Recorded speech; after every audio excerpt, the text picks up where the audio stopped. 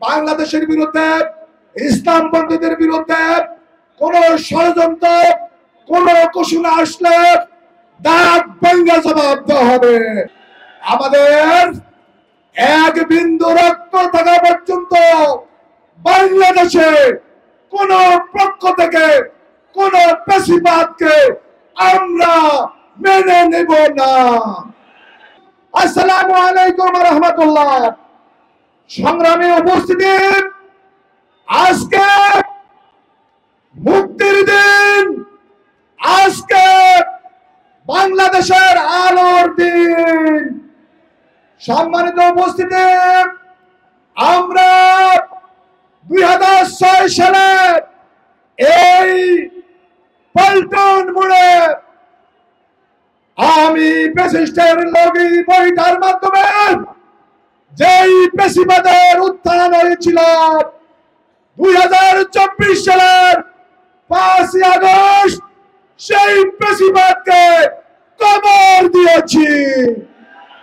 সংগ্রামী উপস্থিতি, বাংলাদেশ জামাত ইসলামী, ইসলামী ছাত্র শিবির বিগত 17 বছরে হাজার হাজার নেতা কর্মীর রক্তের বিনিময়ে আজকের এই গণ অভ্যুত্থান সফল দিবসে আমি এইটুকু বলতে চাই, যারা নতুন ভাবে আশ পালন করছেন, আপনারা ভুলে যান আমরা 17 বছরে জেল জুলুম রক্তের বিনিময়ে আমরা তৈরি হয়েছি।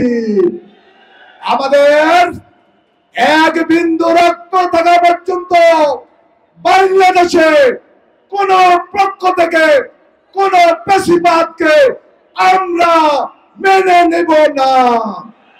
আমরা সর্বশেষ ইন্টারিম গভর্নমেন্টকে বলবো, আমরা জেল ফেরত, আয়নাঘর ফেরত, আমরা পাশের মঞ্চে ছিলাম।